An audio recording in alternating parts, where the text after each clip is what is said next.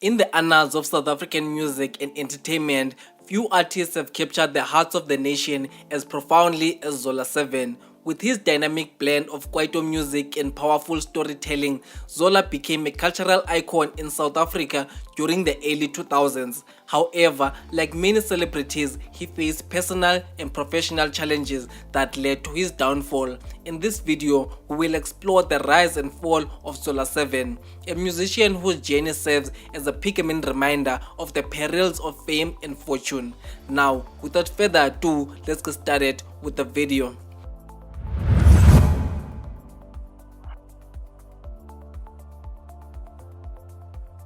Zola, born as Bonginkosi Dlamini on April 24, 1977 in Soweto, emerged as a shining star in the local music scene. His artist name is based on his hometown of Zola, which is deep in Soweto. Zola's father, believed to be part of the Mchunu clan, abandoned the family, leaving his mother to take care of him and his older brother and sister when they were young. Growing up without a father did not discourage him, though, not to chase his dream. In fact, according to him, he was involved in a lot of activities such as drama and sport during his formative years.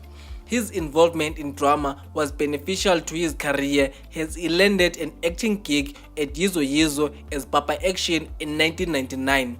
Also in 1999, Zola met Lance Deer, the owner of Ghetto Rough Records, at a radio station where Zola played his music for Lance, but Lance did not like it.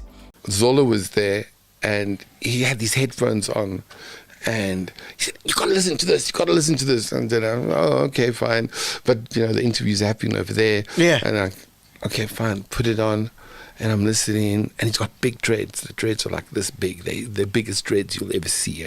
And I'm listening to the music, and I'm like looking, I'm thinking, like, fuck, dude, no ways. Sure. There's no ways you're going to fuck. There's no ways this is going to happen at all. And then he's like, "So what do you think? What do you think?" And I'm like, I've got to get to this thing. Because, you don't like saying, no, yes. You gotta be polite. It's the hardest thing to say, yeah. To judging other people's dreams. Fuck, it's hard. Yeah. And In 1999, Ghetto Rough Records was commissioned to produce a soundtrack for Yizo Yizo by SABC 1. Lance asked all the Yizo Yizo cast members to come to his studio to create something for the soundtrack. One of the crew members was Zola, and they ended up recording a song called Ghetto Scandalous, which later became a huge success. From there, Lance Deer signed Zola to Ghetto Rough and they began working on his debut album. Zola portrayed the character of Papa Action, a charismatic and street-smart character who was involved in various illicit activities, including drug dealing. Papa Action's character was a complex one, and Zola's portrayal earned him critical acclaim for his acting skills. His performance added depth to the character and brought a sense of authenticity to the series. One of the notable aspects of Zola's involvement in Yizo Yizo was his ability to draw from his own experiences growing up in tough neighborhoods of Soweto. His real-life background and first-hand knowledge of these challenges faced by many South African youth added credibility to his portrayal of Papa Action. Zola's work on Yizo Yizo not only showcased his acting talent but also further solidified his status as a multi-talented entertainer in South Africa. His involvement in the series contributed to the show's success and its ability to tackle difficult subject matter in a compelling, thought-provoking manner. His debut album, Umdlwembe, was released by Ghetto Rough in 2000. The album catapulted him into fame. Zola's music was more than just catchy beats and danceable rhythms. It was a reflection of the struggles and triumphs of life in the township, addressing social issues, crime, poverty, and hope. His lyrics resonated deeply with the people, and his music became a voice for the voiceless. Zola's popularity grew and he ventured into television with his groundbreaking show Zola 7.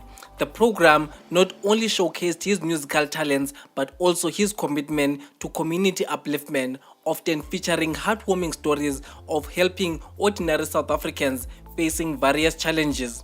Zola became a beacon of hope and inspiration, revered for his music and philanthropic efforts. Zola would visit different communities in South Africa and help ordinary individuals by making their dreams come true in 72 hours. He helped many people achieve their personal and social development goals. During this period, Zola was the most famous person in South Africa. The media referred to him as the second biggest brand in the country next to Nelson Mandela. He had brand deals with companies such as 7's, which were worth millions of rands. Zola's journey took an unexpected turn when he decided to part ways with Ghetto Rough Records, the independent record label that had played a significant role in his rise to stardom.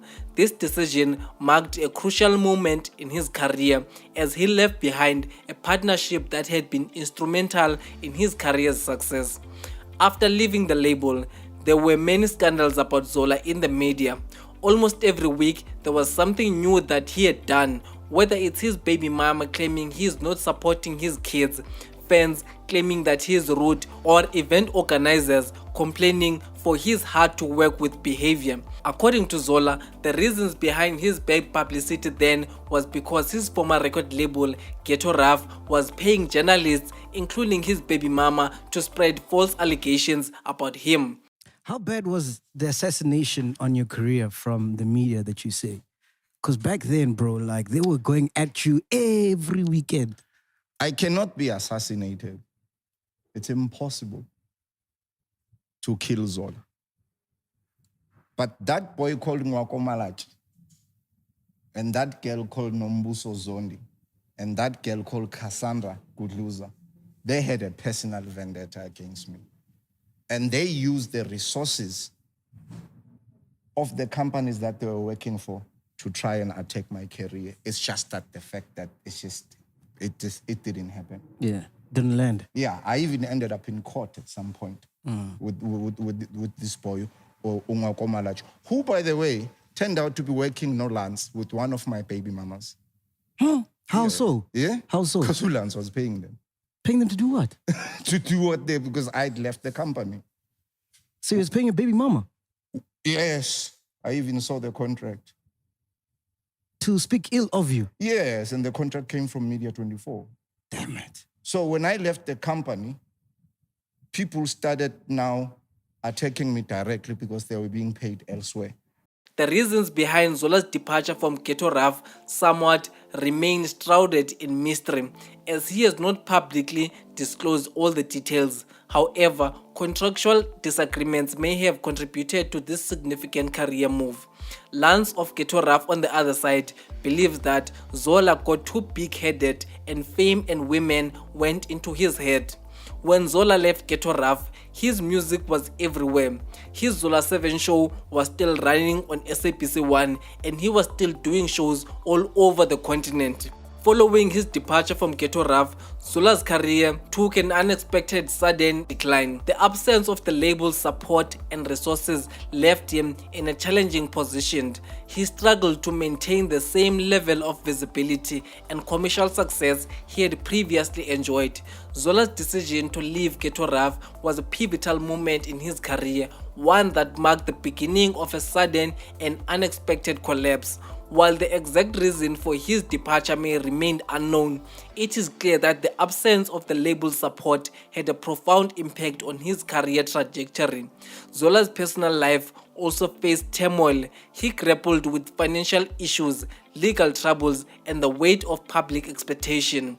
The transition from a beloved icon to a troubled figure in the public eye was swift and unforgiving. One of the most significant factors contributing to Zola's downfall was his battle with substance abuse. His struggle with drugs and alcohol became increasingly public, and the toll on his physical and mental health was evident. Substance abuse not only hindered his creativity but also strained his personal relationships and impacted his ability to perform. As Zola's health deteriorated, so did his connection with his fans and the entertainment industry. His absence from the spotlight became more noticeable, and the media began to focus on his personal troubles rather than his musical talent and philanthropy. Zola has been silently battling a chronic illness that has significantly impacted his life. Zola's journey with epilepsy began in 2019, and he has faced this chronic illness with remarkable resilience. While his high spirits have remained intact, his medical bills have steadily increased, placing a substantial financial burden on the artist. To address this challenge, his management team recently launched a crowdfunding campaign, turning to the public for assistance. In a candid conversation with podcaster McG on Podcast and Chill, Zola opened about his health battles, shedding light on the emotional and physical toll they have taken on him. He revealed that he had lost a considerable amount of weight during his illness, emphasizing the severity of the condition. He detailed the difficulties he felt in maintaining a normal life. Since his epilepsy diagnosis, Zola has been dependent on strong medication to manage his condition. This chronic illness has introduced significant challenges into his life, including 2 seizures while driving, one of which led to a serious car accident. In response, he made the difficult decision to abstain from driving altogether. In a recent development, Zola was reported to have been in a coma for several weeks due to epilepsy, a harrowing experience he managed to overcome. Fortunately, he did not require ventilation support and was able to breathe on his own. Despite the dark clouds that overshadowed his career and personal life, Zola remained resilient.